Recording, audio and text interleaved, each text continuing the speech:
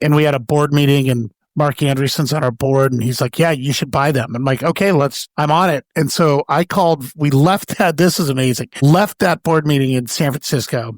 I called Dan, the CEO, I texted him like, hey, where are you? He's at some restaurant in San Francisco. I'm like, I'll be right over, go meet him that night. We have a couple drinks, talk about it. And by the end of the night of that board meeting, both the CEO of Dialpad and the CEO of TalkIQ were now in agreement that this is a good idea. We just need to figure out the details. Like it was amazing speed. And then the acquisition happened and it was, like at the time we were less than 30 million of revenue and we bought them for 50 million and their revenue was like near zero. And so it was a really big spend.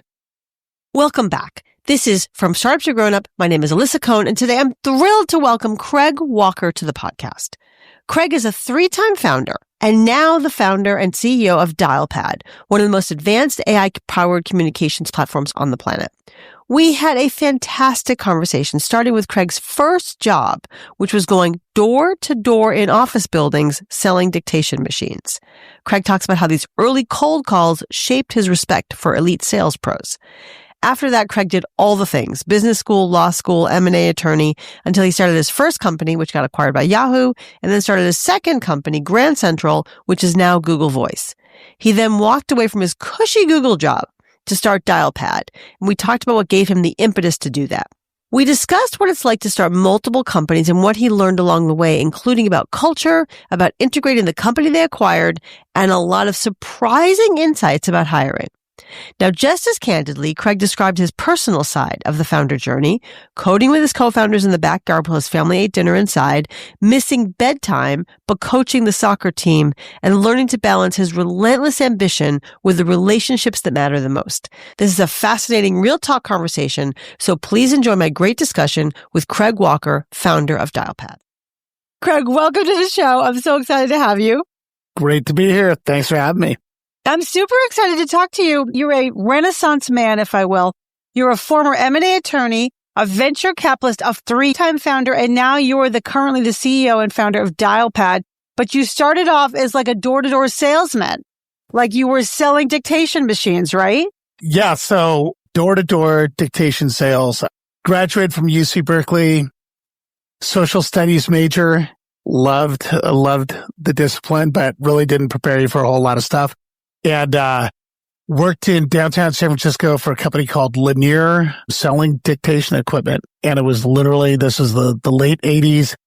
You walked into the office downtown San Francisco, you had to be there by 8. They threw you out of the office by 9, and you couldn't come back till 5. And you literally just walked door to door in the financial district of San Francisco trying to sell dictation equipment. That's incredible. Yeah, it was a different time. It was pre 9/11, obviously. It was like late 80s. So you could go into a high rise, like literally you'd hit the top button, go into every business on the top floor, go down a floor, go into every business. And by the way, you're in downtown San Francisco. So these receptionists are very adept at getting rid of people like you. So there was a lot of being, politely shown the door. And then like one time, it was funny, this one time, you have your little pitch of, hey, I'm here to see your managing director. Do you have an appointment? That's just what I'm here to see him about. And then one time the guy happened to be walking by. He's like, hey, come with me. Let's go talk. I'm like, I've never been here. And now what do I do? But it was definitely a tough grind. It was about the hardest way to make a living I could ever imagine. I mean, it's hard to imagine. What did you learn from that? It's interesting because I learned that one, this wasn't a career that I wanted to pursue for the rest of my life. And so I went back to business school. But the other thing I learned, which was interesting, because I had buddies and people I worked with who stuck it out and ended up being successful and leveraged that into other better sales jobs, and then just had great sales careers, moving up the ranks, selling more and more complicated, interesting stuff and making more and more money and being radically successful. And so kind of when the big picture that I didn't see at the time is, hey, if you can figure out how to be successful in this very difficult thing, and if you can be ready with every conversation, and when that break happens and someone's willing to talk to you, that you're ready to go close them, there's a real art and skill to that. And so what I learned was massive respect for successful salespeople. And it is not easy, and it's a grind. And sometimes it's hard to kind of see the future based on the day-to-day struggles you're having, the amount of negativity you face. But the people who can do it, man, hats off to them. They're worth solid gold. And now on the other side, when you're building a sales team, do everything you can to find those types of people who've overcame those really tough, challenging, initial jobs, and particularly initial sales jobs. But most importantly, I realized I needed to up level a little bit. Yeah. So you went to actually, I wouldn't mind. I think it'd be helpful to maybe trace your career a little bit, because you really did all these different things. You went to business school. And when did you go to law school in all of this? Yes, I went to Georgetown for business school, got out of there in 91, and came back to the Bay Area. I had grown up in Cupertino, so I'd always been kind of a Bay Area kid. And worked at Apple Computer then in their customer success organization. And so that was great. I loved Apple. Jobs had left. He had not come back yet. Okay. So it wasn't really the heyday of Apple, but Apple was still probably the coolest company in the Bay Area. And so loved that. And then they decided to move that entire organization to Austin, Texas. And this is, and the big pitch for all of us was move to Austin. You can't afford a house in the Bay Area. You'll be able to own a house there, et cetera. And I realized I didn't want to do that. Nothing against Austin. I absolutely love Austin, and we have a big office in Austin. But I had just met the girl of my dreams. We were kind of our lives were in the Bay Area. So I had dabbled with going back to law school, and I had taken the LSAT and did pretty well on it. So I'm like, okay, this seems like a great, fate is telling me to go back to law school. And, when the economy's not super hot and you're still young, I'm like, look, I'll be much better off for investing this time in law school and going to do it. So went back to Berkeley for law school, and really just had this passion for everything in the Bay Area, business law, startup law. And I got an summer associate position at one of the top law firms in Palo Alto in the Silicon Valley, and working on super interesting things with really cool people. I just realized I loved it. So glad I did it. And then, after I graduated, I was right in the heart of Palo Alto, working Cisco Systems was our client. I was on their M&A team. This is the, 1990, 95. And they were buying, 4, 5, 6 companies a year. They were just growing like crazy. They were the hottest company in the Valley. So it was just a really, really cool experience. Yeah, I can imagine. And I just wanted to say, I was a coaching at EMC for quite a bit during that period, and also a very acquisitive company. And I helped them write their playbook for acquiring companies. So it's the notion of when you do something over and over and over again, you kind of get good at it, hopefully. And I'm sure that you, as an M&A attorney, really saw best practices and worst practices overall. Yeah. And it was, and you saw acquisitions that went terribly. There's a bunch of ones that, examples where the cultures don't fit, or they just try to assimilate them into one immediately, and then everyone leaves. Cisco was really great in that they would do an acquisition, but it was an acquisition for something they didn't have, right? So by adding something you didn't have, it was really hard to say, now you're just part of this existing team. They really let people and companies they acquired continue to do the things they were doing that made them so successful. And that allowed their acquisitions to be really, really successful. And, at Dialpad now, we've done 5 acquisitions, and we've taken that exact same philosophy on all of them. We're acquiring pieces of technology that we want to have in our one platform, but we don't. And so since they're the experts, they get to continue to kind of run their own teams and behave the way they behaved before. And it's not this jarring, we're trying to force you into the way we do things immediately. And they've been all pretty successful. And I think I learned that from Cisco. That's amazing. We're definitely going to dive into more in-depth examination of your acquisitions, but let's zoom out and talk about Dialpad. So you got acquired, as you said, you got acquired by Yahoo, and you did GrandCentral. By the way, I was an early GrandCentral user. Thank you very much. Thank you for that. I know. And then you got acquired by Google. GrandCentral turned into Google Voice, and you ran voice for like 3 years, I think, at Google. Right. And just to say, in those days, now also, Google's a cushy job. Also, it was a rocket ship, certainly in those days. What was it that allowed you to say, take your cushy job, I'm going to leave and go start something else? That's a very challenging thing to do. It's interesting because you're at a startup and you're kind of like, you're working hard every day and you're making all your own decisions and you don't need people's approval. You just got to make the right decisions and hopefully everything works out. And then you get acquired by a big company, and the first one we got acquired by Yahoo, and Yahoo was it just felt like molasses. It was just like the biggest of big companies, and like no one could do anything without everyone approving and like trying to convince everyone to do anything. Just made it so tedious. So Vincent and I literally left. I left after 3 months. He left after 4 months, and we just started GrandCentral. And we're like, look, we're never going to sell to a big company again because that sucked. And then Google came, and and we were, out of any company in the world, the one you probably would say yes to would be Google. Like if you had a goal to never sell, you should put an asterisk on it that says other than to Google, because Google was by far the single coolest company on the planet. And when was that? 2006. Yes, that was like 2006. And so we got acquired by Google, and Google was great. It was this chaotic, startup. No one told you how to do things. You were just kind of left to your own devices to do things. And that was kind of like the honeymoon period of like, we bought you, now go figure out how to make this Google worthy. And so everyone kind of left you alone. And then we relaunched the product. It starts to be really successful. And once you do that, a lot more people want to be involved in your product and project, and you have different groups fighting over it.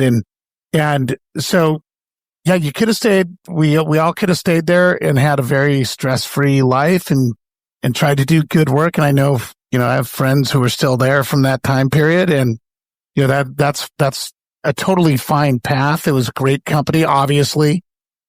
But after like 3.5 years there, it started to get like, it was like you were working at a big company. At the time, it was 25,000 people. I mean, I don't even know what it is now. 300,000 people. Like it's much larger. Yeah. But 20,000 seemed like a lot. And my days were filled with meetings with other manager layer people and not really accomplishing things and not really, driving product decisions and not really being in the weeds and not being able to really do the things that I probably feel more comfortable or think I'm better at. Like it's stifling to feel like you're just going to sit back and be a mid-level manager at a great company. That just didn't do it for me anymore. And then there's just one morning where I woke up and I'm like, this is the first time in my career I kind of dread going to work. Like, it's going to be a long commute down to Mountain View. I'm going to be in meetings all day, probably not going to accomplish much more than going through a ton of meetings, and then I'll come home and then, I'll do it again tomorrow. So it was kind of at that point where I'm like, okay, I think I got another startup in me. I got an idea. Like, how could we do the Google Voice for enterprise communications, and how could we make it so much better than anything that's out there already? That, God bless my wife. Like, she supported me when I quit the law firm job. She supported me when I went to a venture fund. She supported me when I quit that to go to this, this struggling startup. And then kind of like all the way through, she finally got to a point where like I didn't have to work very hard and we'd have been fine and set for life. And then I quit that one too. But it's the only way to live, it's just the last 14 years running Dialpad have gone by in the blink of an eye. And I think it keeps you young, keeps you motivated, and you only live once. So it was worth it. That is so powerful. I mean, there's so much to ask you about, but I'm just going to sort of double click on. It sounded like you have a feeling inside of you that's like, I can't just be a mid-level manager. I can't just be part of this kind of cog in the wheel. I have to have the ball and run the ball down the field myself. Like, is that just a part of you and your inside? Yeah, I think, I read this quote, this Helen Keller quote of like, life's either a daring adventure or it's nothing, right? And so like, it was no longer a daring adventure. You know what I mean? It just became like a path to, comfort, and a path to comfort, it doesn't get you excited to get up in the morning, or at least it doesn't get me excited. And by the way, like I'm probably making this sound worse than it was. The food was amazing. The shuttles were great. The people were awesome. The products were insane. Everything about it, as far as a big company goes, was great. It's just, you're either wired to, kind of move fast and do things and break things and try things, or you're not. And I'm just more wired that way. That's right. That's why you're a 3-time entrepreneur. I get that. So you went off and founded Dialpad. And so tell us about that journey, because I think that Google Ventures was involved with that. And explain to everybody what Dialpad is and why it's so significant. So what Dialpad is a modern business communication platform for any type of business communication that your company needs. And so we had, Google Voice was a consumer, voice communication tool where we gave you a phone number that rang you on all your phones and moved all your features and voicemail and texting to the cloud, which was really innovative at the time. When we were at Google thinking, okay, what's the next step here? We really wanted to do, okay, let's go take that and let's go build the world's greatest business communication platform. And every company in the world has a platform to speak to their customers. Every company in the world, there's something like, at the time, there was something like almost 500 million desk phones on people's desks in the world. And our whole mindset was, that is crazy.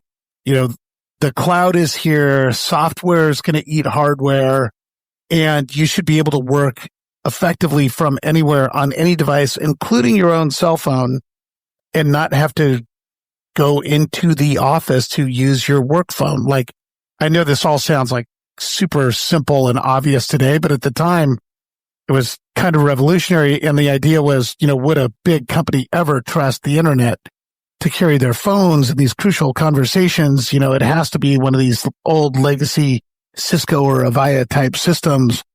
And our bet was that the network was going to get better. The need to be productive would overwhelm, the need for complete 1 zillion%, reliability. And kind of the advent of the mobile phone had proven that, hey, the quality wasn't as good as a landline. Calls would drop occasionally. But the value of being accessible at any time from anywhere on the planet more than outweighed those small differences. And so we want to do the same thing for business. So we were sitting there at Google Voice and realizing, look, we want to do this, and let's build a Google Voice for enterprise. And kind of was working toward that to do it internally. And Google at the time got really obsessed with Facebook. And Google had this big initiative of like, okay, all you consumer apps at Google, you are now going to work on our new social network called Google Plus. Mm-hmm. It was such a raging success. We all use Google Plus in our daily lives all the time today. Right. Some things don't work out, guys. Yeah. So it just did like, apparently no one needed yet another social network. So what happened was we were like, look, we're not interested in that. We're hardcore communication zealots. We want to go innovate this massive $1 trillion market of just worldwide communications. So we're going to leave and go build outside of Google something very similar to what we wanted to build inside of Google. And so Google, being the great company that it was, said, okay, hey, why don't you come over to our newly funded venture fund, Google Ventures, now called GV. And there were just great folks there. Wesley Chan, who is the product manager who led our acquisition in the first place. Rich Miner, who was the co-founder of Android, was over there. David Crane was a great guy over there. So there's this great group of Bill Maris, who ran the fund, was this great group of the four of them pretty much building, really starting to stand up this venture fund. So they invited me in to go be an entrepreneur in residence, which basically meant you get paid to kind of think of ideas and come up with a business that they can fund. And I did that for a while and, kind of knew what we wanted to do. And so it wasn't like this long period. Within 4 months, we had put the finishing touches on what we were going to do. They funded our Series A.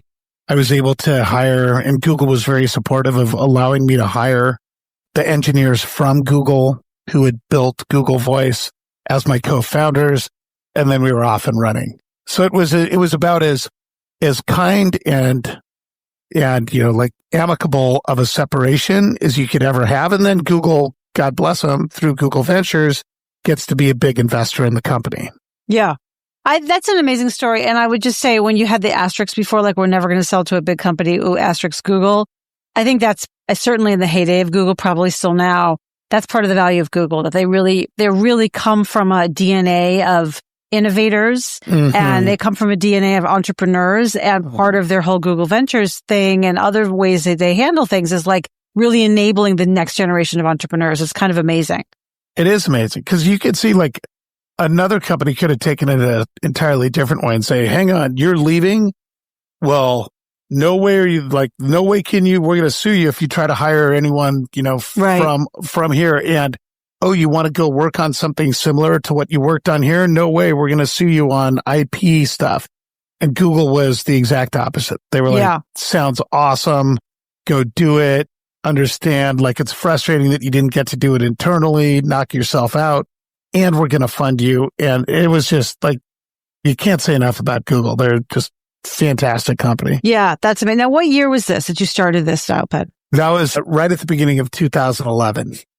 So what happened? So you built up, sort of, you had the business model in mind. You were the entrepreneur in residence during this period. So you were thinking it through. You were off and running. Walk everybody through what literally the first 6 months of a startup are like. Like, you got to find space. You've got to hire people. Like, what is that like? Yeah, it was crazy because I was the entrepreneur in residence, but the team that wanted to come with me were not, right? Like, so they effectively, in the first place, they quit before I got funded. So I literally had my co-founders working for free while I was still drawing a salary. And then the whole thing is like, basically the pitch I made to them is, look, we're running the clock. When we raise money, we're going to back pay you. So you will be paid. Yeah. But it, it's a leap, and they were younger than me and they had families. That's a big leap. Yeah. And they're leaving a great job at Google where they were killer engineers working at Google. I mean, like, so it was a leap that they took. But then, then you're looking for space. And the great thing about Google Ventures is they actually had some dedicated space in one of their buildings in Mountain View. They called it Startup Lab. So we would work out of there occasionally, but mostly we'd work at my house, and we'd have, the four of us. I had this little pool house in my backyard. The four of us would be in the pool house working. And, you don't have whiteboards or anything. We had just like sticky pieces of giant 3M Post-it note things on the wall and writing ideas down and starting to code stuff. But the funny thing is, you're in the early days of a startup and you're together like nonstop. You're in the same room. You're eating breakfast, lunch, and dinner together pretty much. And then you work late, like you work like 8, 9, 10 o'clock at night. And I'd be looking out of the window of my pool house, and I'd see my wife and my 3 kids like at the dinner table on the other side of the yard, like, across the backyard. And I was like, man, that hurt. So I'd go back and forth a little bit more, but like this being my third startup, the first 2, like, I wouldn't get home until 10 or 11. Like, I don't think I had dinner with my kids very often other than like the weekends, it's because it's just kind of like, it's just like late hours. That's what it does. But I digress. But the start of the early days, like you're you're acquiring equipment and you're setting up servers. It's easier now because there's all these cloud-based solutions, right? You don't need to go buy a bunch of servers. And it's a lot easier just to get up and running. But it is, then you got to open bank accounts and you got to find real estate and you got to get healthcare. Like there's just a lot of overheady type things that you got to deal with just to get started. Details. Yeah. Right. I would just say that about like your family, like watching your family having dinner without you across the pool house. I mean, like when you're off site, you don't see that. But then when you're on site, you're like, oh, that's actually my family right there. And, the people you're founding with, your founding team, are also experiencing that, although they can't see their family across. Right. I just think that's so important to acknowledge the sacrifices that entrepreneurs make. Like, let's just be realistic about that. Totally. And like, the days go super fast and, you stay up late, you get home. And I used to always like come home, hang out with the family as much as I could before they went to sleep. And like, I would try not to work then. But once they'd be asleep and by like 10:30, the house would be quiet, then you'd go back to work. Like it's a weird, crazy, unlimited amount of things to do, particularly in the early days.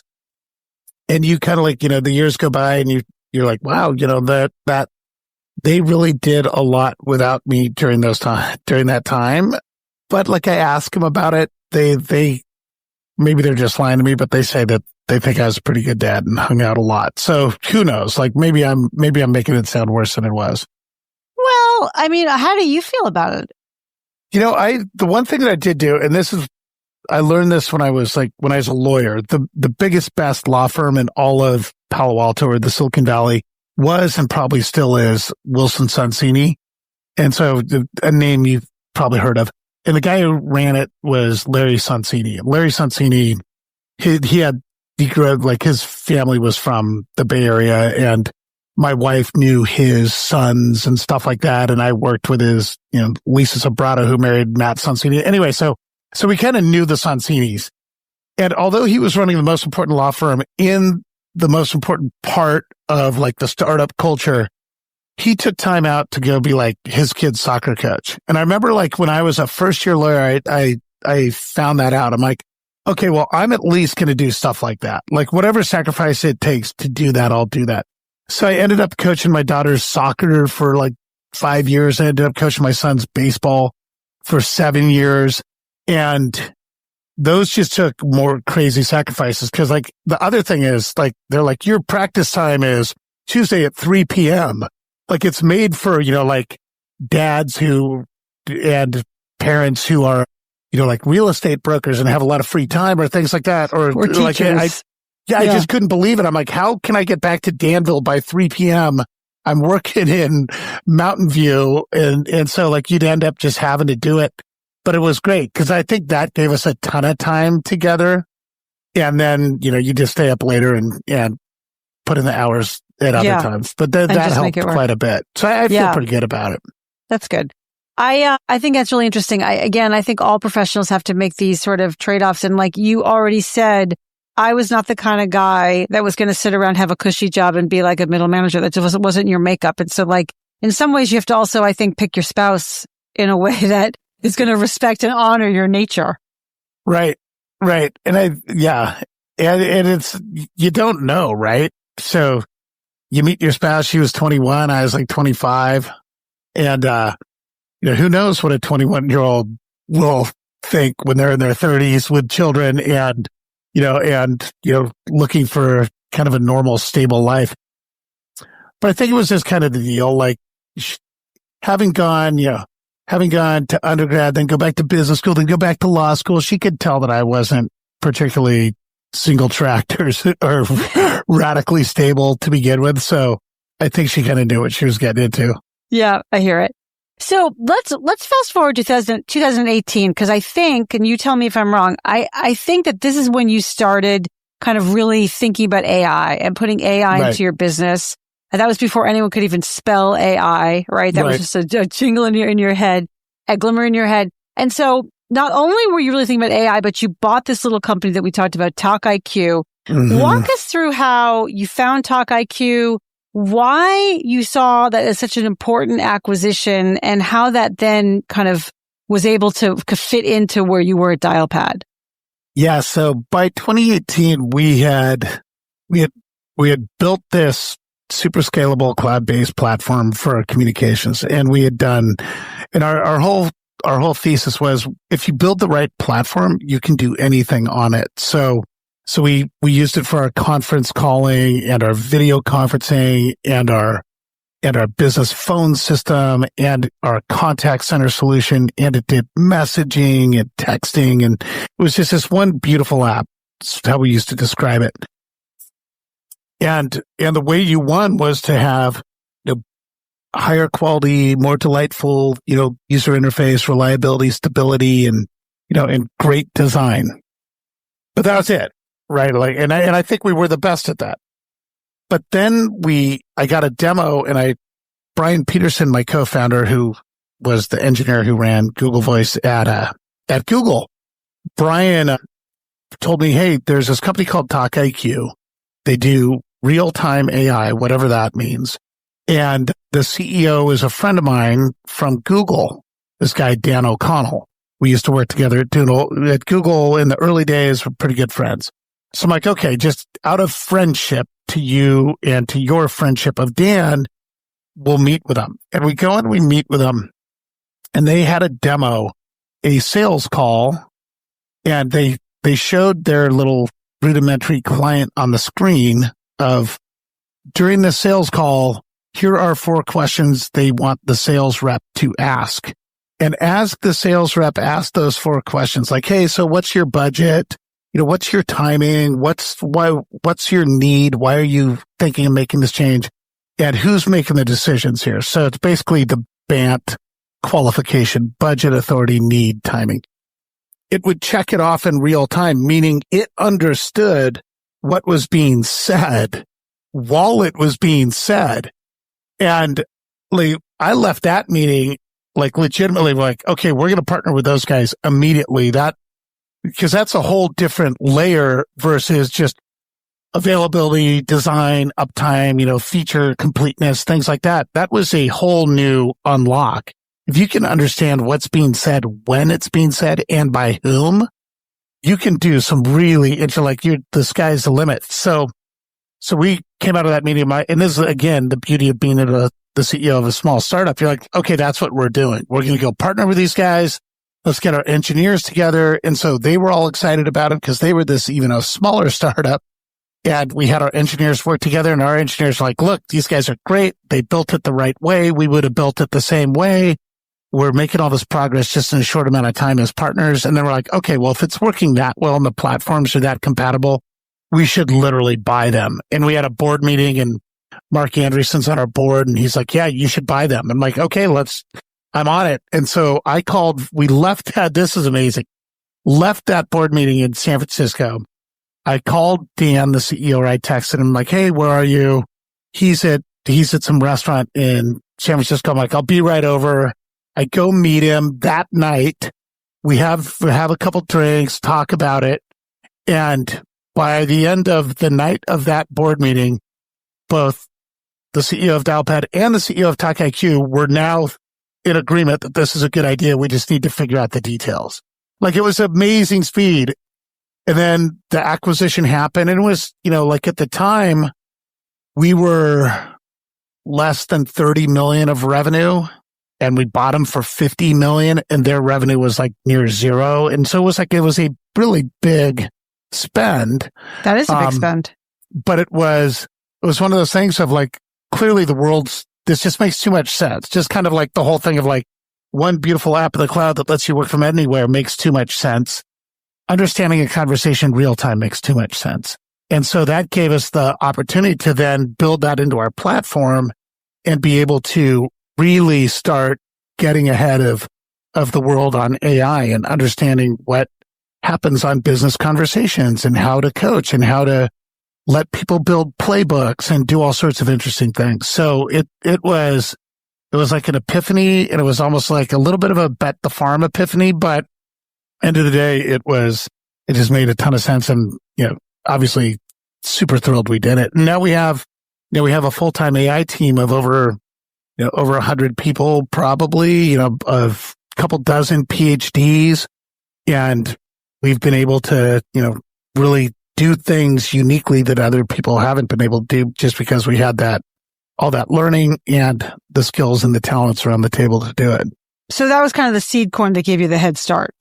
Yeah, absolutely. And by the way, like we were able to put it into the product back in 2018 versus everyone else, like Gen AI hits. And they're like, oh my God, we're a Gen AI company. Yeah, it really kind of like separated the wheat from the chaff. And when we talk, it's sometimes challenging when you talk to analysts, particularly like banking analysts or buy side analysts. They're like, well, everyone says the same thing. I'm like, yeah, everyone says the same thing. It's really easy to say the same thing. But when you look under the hood and look at the platform and look at the actual history, and are you just taking a recording and sending it off to GPT and calling that your AI, or are you actually doing something more than that? It starts to be pretty differentiated. That's amazing. Do you feel like because you were an M&A lawyer and because you had the experience of Cisco, you were able to come to conviction more quickly on this acquisition? Totally. And that was the first acquisition we ever did. So I'd say absolutely. And by the way, that was the biggest, like we've done 4 or 5 other kind of tuck-in acquisitions, but that was the big bet. And I don't even know, like it was one of those things where you're like, oh my God, I can't believe I'm lucky enough to have found this. You know what I mean? Like, yeah. It's like, if I don't jump on this, someone else will figure it out type of a thing. So yeah, I was super convicted that was the right way to go. And talk a little bit about how, because something you also said was like what you learned from Cisco is it's like you bought them and Cisco used to buy their companies where there was nobody else doing it. So talk more about how you were able to get the integration going and how smoothly how that went, but also did you make mistakes that you kind of learned from? Yeah. So first and foremost, we wanted to keep everyone on the team because that's the best way to keep them feeling good about it. Right. So we effectively kept everyone. And then we said, look, you are now the AI team. So your co-founder and CTO is now our chief AI officer, and he still is to this day. And you're that AI team. You're those experts. We had already been working toward partnering and making the two work well together. Now we just took that a little further and built it into the core of what we were doing. But that was, everyone had a role. It worked really, really well. What could we have done differently? I will say, like, in an effort to try to keep everyone and make everyone happy in this big kumbaya world, they had some folks who probably, like at an early startup, you take a lot of risks on some hires and like, guess what? You're the head of sales. And like that person may not necessarily be the head of sales at a more mature startup. And so we had a little bit of growing pains, like a year or 2 in of like, okay, now how do we slot these people into the bigger thing? But as far as the core of it in the engineering and the tech and the team, which is really what we bought it for, like that all effectively has stayed together. And I think that's a credit to, to keeping their leadership in place. And by the way, their leadership deserves to be in place. Like they're really, really good at this. And so that made it really easy. I think what we do in all of our acquisitions that makes it really higher likelihood of success is to spend a lot of time in looking how they built stuff. If they built it the right way, that means the engineers probably think the same way. That means they're going to integrate really well together and have kind of the same view of how to get things done. And there have been other ones where we love the company, we love the product, we love the founders, we loved everything. And then you get the tech teams together and it's like they're talking 2 different languages and you're like, that'll never work, just never work. So you think tech is the key? Like you didn't really mention culture. Everyone talks about culture and how important that is. I think tech's the key, and the tech is kind of a harbinger of culture. Because like we build everything the way Google engineers would build everything. And if you build everything the way like someone 5 years before using, like some .NET framework or something like that's totally no longer in vogue, that tells you the culture is probably different.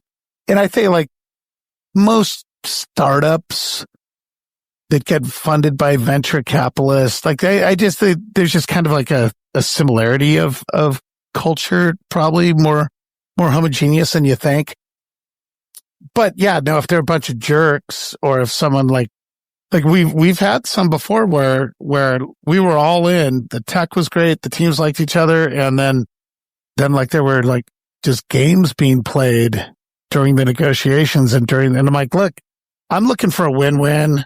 I'm not here to jam you. I'm here to make the best product, and like, this is 1 + 1 = 3. And if you're optimizing for like, this is the end of the line, I need to get every last penny because like I'm selling my company, it just means we're not aligned. So we've walked away from some where stuff like that has happened too. So that's where you find culture. But most of it, like, I think I'd say particularly most Silicon Valley companies, is pretty open environment. We love to share information with our employees. We want them to be totally bought in on the mission. We want them to all be owners and to have a vested interest in the success of the company. And all the acquisitions we've done, their founders felt the same way and did the same with their company. So that always worked pretty well. Yeah. So that match was there. Craig, you have been going from entrepreneur to operator to entrepreneur to operator, a little bit of student, detours into being a student, right? For 30 years, 40 years, whatever it is.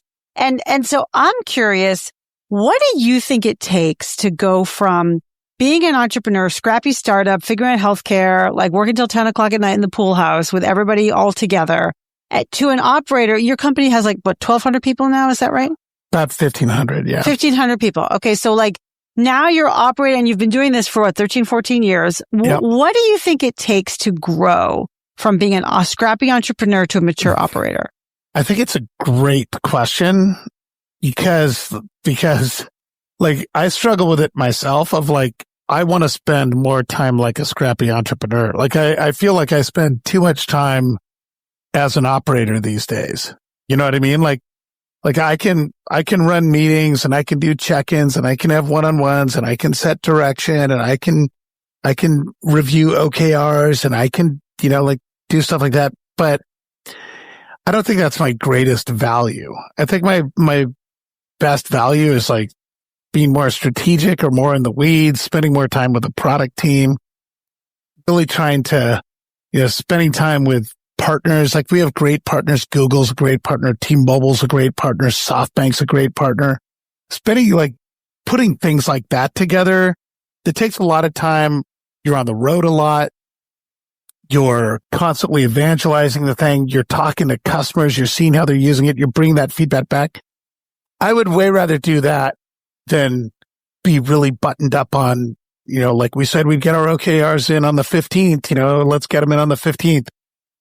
So I struggle with it because I kind of have to do both. And as the company matures or has been maturing, I've done a better job of hiring better lieutenants. So my E-staff, they're better operators than I am. And I think they know that.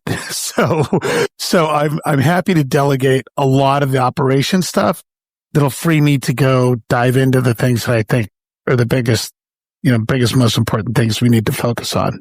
Mm-hmm.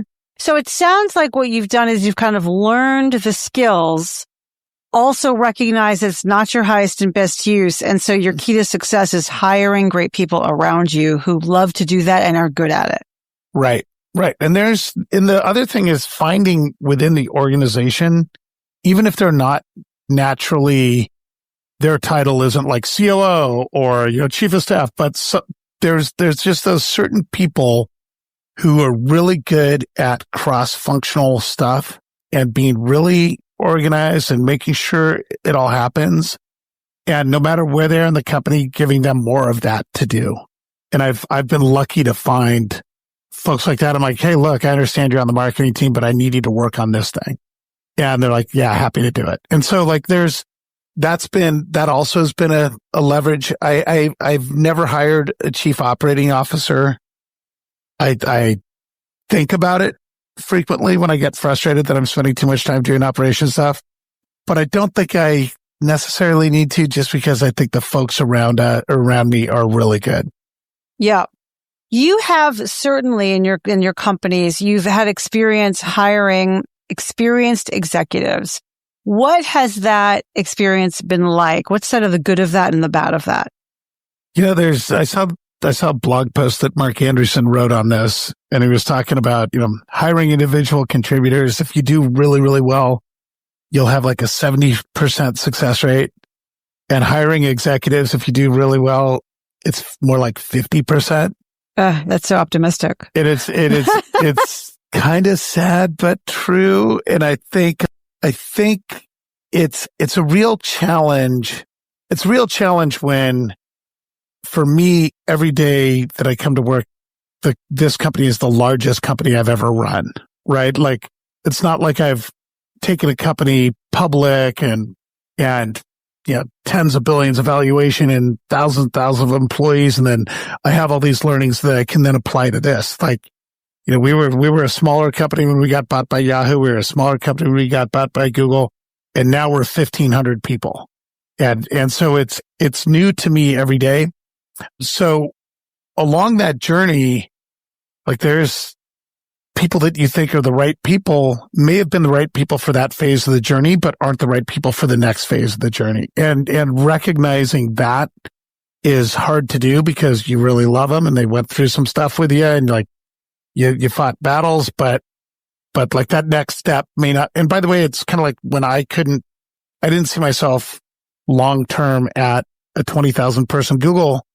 There's a lot of people who are like Series A, Series B, Series C type, marketing and sales folks, which is a different game than, being a high growth or a later stage growth company. And so it's a real challenge. And having not gone through that before, you're learning it on the fly. And so it's always a challenge when you bring in an executive from outside, because they'll have their own biases. They'll have their own opinions. They'll have their own experiences. Secondly, it's really hard to evaluate because like everyone will still come with you with this great resume of like, I was the C Blanco at this company and we took it from 10 million of revenue to $1 billion. And like, I was there every step of the way and it was all, I was responsible for all of it. And a lot of people, like, naturally, human nature, they're going to make their story sound as good as possible. And of course you were the person responsible for that incredible growth. But a lot of times you realize that growth came because it was an incredible product market fit. There's an incredible partnership someone else did, or incredible something else. So trying to figure out just how responsible you actually were during that stuff, and then how will you fit in and work with the rest of the company. So one of the worries of ever bringing in like a senior person is, will they be super disruptive to the rest of the company and to the rest of your team that you really like? And so we've been fortunate. Like, I just hired our chief marketing officer a year ago, but her name's Jen Grant. I worked with her at Google. She then went to Box and ran marketing. Then she went to Elastic. Then she went to Looker. And I've been trying to hire her for a decade. And we put her on the board of directors 6 years ago. So like, she was a known entity. Like, she knew everything about us. We knew everything about her. So it was almost like hiring from within. Similarly, we hired a chief customer officer, the guy who was chief customer officer at Genesys and spent 22 years at Genesys, which is a big competitor of ours in the contact center space. We didn't know him from Adam. He was out of Boston, spent 22 years at this big company that we kind of want to take down and think is a little slow moving and stuff like that. But he seemed great. I really liked him, met him in person a bunch of times. And what we decided, and he was awesome about the suite, like, he wasn't sure he wanted to come work for us. So we're like, how about this? Why don't you just work? Let's go 6 months. You be, consulting as basically doing the job, but just as a consultant, you can walk away anytime. We can walk away anytime. And after, 4 months of that, it's like, everyone loved this guy. He's obviously a great culture fit, obviously has all this experience and knowledge, and is going to be a success here. But those are two pretty extreme examples. Usually it's much more of all right, this guy looks good, or you hire a headhunter and you have 3 or 4 really good candidates and you try to do all your reference checks and you try to understand. But going back to Mark Anderson's thing, it is a little bit of a coin toss. And when you get it wrong, it sucks because they'll come in, they'll potentially change all your methodologies. They'll get rid of your people. They'll bring in their people. And if they don't work out, you've just set yourself back a year, 18 months. Then you got to go find another person to redo that whole thing. Then you start over again. It's tough. So I would say for just any advice of like being able to keep continuity as much as possible and coach rather than replace is so much better than the rip and replace model, because again, you're likely going to get it wrong half the time. And when you do, it's super disruptive. I mean, that's such good advice. And thank you for sharing that experience with us. Craig, I would just also add that it sounds to me, it's in this whole conversation, what I'm clear about is that like, you're really into long-term relationships, that you want to build loyal, trust-based, long-term relationships, and that, you know, they pay off in their own sake kind of, but like they literally pay off where 20 years later you could finally hire this person. Right. Well, someone you already know. I look at my chief product officer and I, Vincent Becquet. We've worked together since 2001. So that's 24 years now. And he was my co-founder at GrandCentral. Then he left Google Voice to join me here. My CTO and co-founder, Brian Peterson, we've worked together since 2007. So that's 18 years. Like it's a good, my general counsel was our product counsel at Google. So I've known him since 2007. Jen, I've known since Google. It just makes life. Our head of HR has been working here for 8 years. Someone I even knew before that. So it just makes it so much easier to not, it's like you don't have to worry about their motivation. You don't need to worry about their values. You don't need to worry about how they think of the world and what Dialpad's place in the world is. You take that for granted, and it just makes life so much easier. And you can lean on them and you can argue and you can get in disagreements and no one's going to feel personally harmed by it. Like it just makes it so much better. Yeah, totally. Craig, you are such a positive and energetic person. I have to say that. When I met you in Vancouver, I felt that way, and I feel that way now. I mean, this startup journey is like a grind. And I'm just curious, throughout all this, have you ever had your own moment of truth or this feeling of like, this really sucks?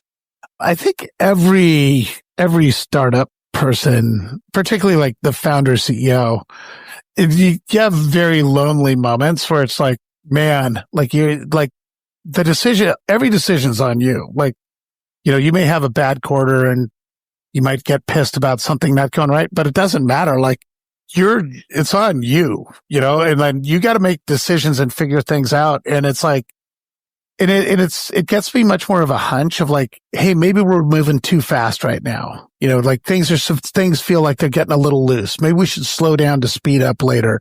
And maybe we should, or like, look, this whole, like in our space, the whole agentic AI. So we have this whole, like foundation of AI and then generative AI and then all this stuff. But now we're like, hey, agentic AI, man, that just jumped on the scene recently.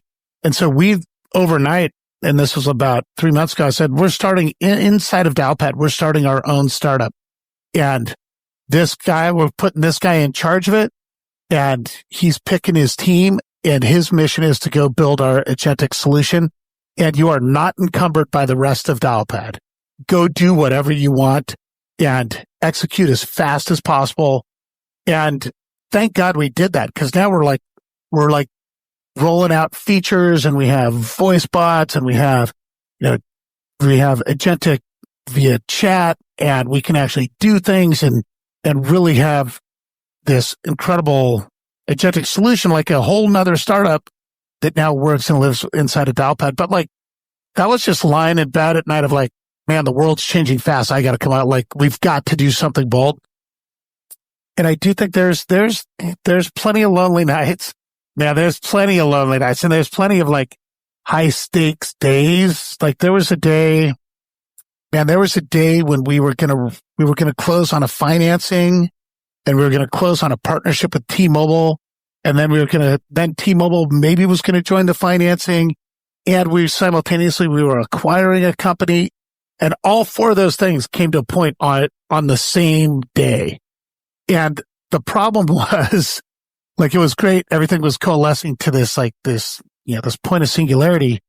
But had one of them not happened, all four of them wouldn't have happened. They all became dependent upon each other. And that was like the most high stake stress night and day of my life. And it all came down to, this T-Mobile partnership. Are they in for the partnership and are they in for the investment? And if they were in for the investment, then the whole round would close. And if the whole round closes, then we're going to be able to buy this company. But it literally all had to happen that way. And like that, when I was talking to this great guy at T-Mobile, Jason Young, he's like, okay, I'm going in. I'll let you know. And then you're just sitting there for like 90 minutes. Then you get a phone call and it's Jason and you see it on your phone. You're like, okay, I'm going to answer this and my life's going to change one way or the other, depending on what this guy says. And luckily and fortunately, they came back. It's like, yeah, they approved the whole thing. We're partners. We're going to invest. We're blah, blah, blah. And then everything else happened right. But had that not happened, man, that's going to be a gut punch. And there were going to be like a lot of bad consequences coming from that as well. So there's a bunch of terrible highs and lows, but at the end of the day, like, I'd way rather be in control of it myself. You know what I mean? Like, I think I can figure anything out. And if there's like, I just need to know what I'm up against. You know what I mean? Like, hey, when you've done these things for this long, I've been through the financial crisis. I've been through the .com crash. I've been through, COVID. I've been through the last couple of years of IPO markets being closed and the economy being weak and all these. And now we have AI coming and no one knows what the future is going to hold. Those are all unsettling and difficult times, but I'd way rather be the one navigating them than sitting back and hoping someone else is doing it right. Like that'd feel like a little helpless. I'm like, God dang, I hope we get this right. So yeah, I'm optimistic, ever the optimist. And by the way, again, life should be fun. You should enjoy what you do. You should work with people you like being around, and you should work on stuff that interests you so you can't stop thinking about it. I love it. So great. Craig, just a couple more questions. What do you wish you had known earlier on your journey? Good question. I mean, just more like tactical stuff. Like when you asked the question about being a good operator, like, it was a long time into my journey before I even like really ever thought about results. Like I was always just focused on the mission of like, let's go build this, let's go build that. Like, this will be great. Let's do this, let's do that. And then results just kind of happened. And I remember when we hired the CMO a long time ago, he's like, yeah, like if we miss our number, I'm like, what? Like I've never once, like, up to that point, had never stressed over it. I think about it quite a bit more now, obviously, as the company is much more mature, but I think that, I don't know, I think that naivete in not knowing makes it a lot easier to do stuff. And like you read things like, Brian Chesky at Airbnb or Jack Dorsey at Square, like they had no experience in the hospitality industry or in the payments industry. And I remember reading something that Dorsey said that, had I known how screwed up this industry was, I would have never gotten into it. Like you almost need that outsider naivete to come in and try things differently. And so there's not like some secret I wish I knew. I kind of like the discovery part of the journey too.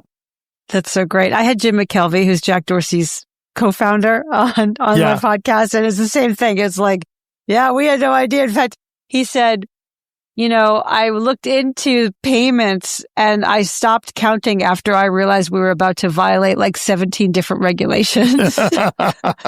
It's just like, okay, here we go. Well, but not knowing is a blessing. Well, right? Yeah, because the people who knew that stayed out of it. They're like, this is impossible. Exactly. Right. And Craig, what advice do you have for other founders as they embark on their journey to grow into leaders?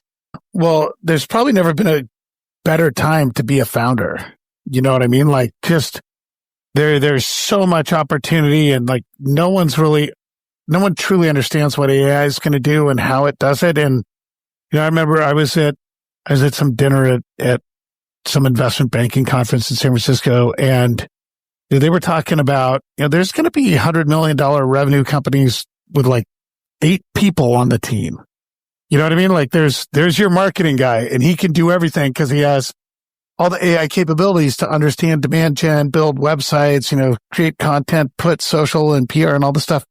And there's, similarly way more efficient engineering and way more efficient everything else.